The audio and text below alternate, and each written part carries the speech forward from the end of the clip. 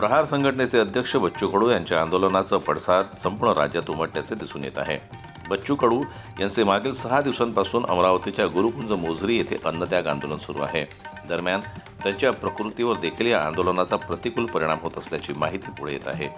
असे असूनही शासनाकडून त्यांच्या आंदोलनाची दखल अद्यापही घेण्यात आलेली नाही।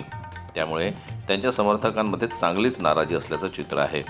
एकीकडे संपूर्ण अमरावती जिल्ह्यात बच्चू कडू यांचे आंदोलन पेटलेले असून अमरावती नागपूर रोडवरील नांदगाव पेठ टोल नाक्याजवळ मोठ्या प्रमाणात कार्यकर्त्यांनी एकत्र येऊन जाळपोळ करत रास्ता रोको आंदोलन केलं।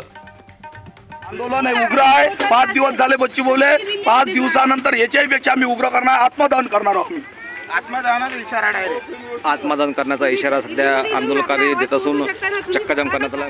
आंदोलनादरम्यान रस्त्याच्या दोन्ही बाजूंनी गाड्यांच्या मोठ्या रांगा लागल्यानं ट्रॅफिक जामची समस्या निर्माण झाली। त्यातही पोलिसांनी आंदोलनस्थळी उशिरा हजेरी लावल्यानं आंदोलनाची तीव्रता अधिक वाढली। आंदोलनकर्त्यांनी बच्चू कडू यांच्या मागण्यांना त्वरित पूर्ण न झाल्यास यापेक्षा तीव्र आंदोलनाचा इशारा यावेळी शासनाला दिला। जनमत न्यूज करता अमरावतीहून राजेश्वर गोरमाळे यांची रिपोर्ट।